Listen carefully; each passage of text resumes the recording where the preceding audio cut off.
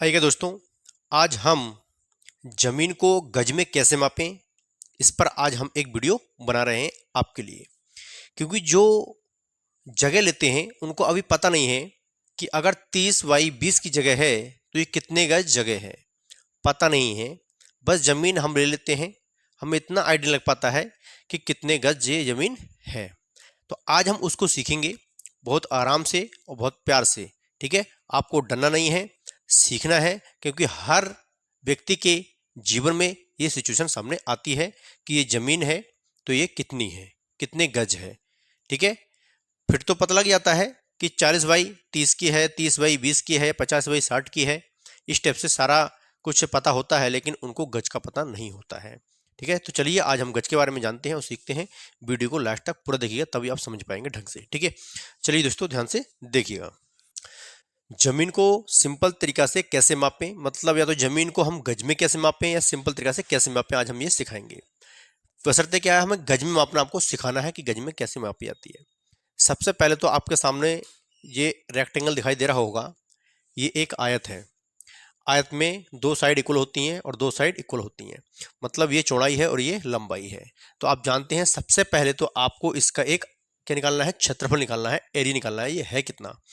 तो आप देखिए जमीन है, तो आप यहाँ जमीन ऐसे करके लिख सकते हैं। ठीक, जमीन और ब्रैकेट में लिखेंगे आप आयत, क्या लिखेंगे, आयत शॉर्ट में। ठीक है, का क्षेत्रफल। सिंपल सी बात ये है, इसका फॉर्मूला होता है लंबाई गुणा चौड़ाई।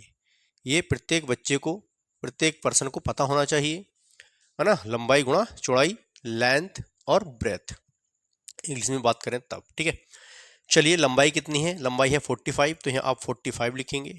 मल्टीप्लाई चौड़ाई कितनी है 20, तो यहाँ 20 लिखेंगे। अब आप इसकी मल्टीप्लाई करेंगे तो 45 दूनी कितना होता है, 90 होता है। ठीक, एक जीरो है तो वो लगा देंगे, तो ये आपका क्या हो गया, 900 स्क्वायर फुट चलता है ना। तो आपका ये क्या आ गया, स्क्वायर और फिट निकल कर आ गया। ठीक है, चलिए कितना, 900।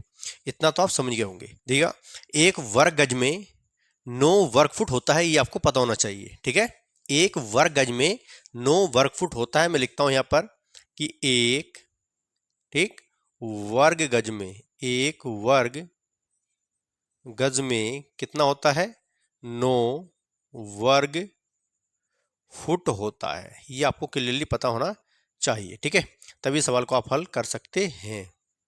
ठीक, अब कुछ नहीं करना आपको, क्योंकि वर्ग गज में मतलब गज में नापना है।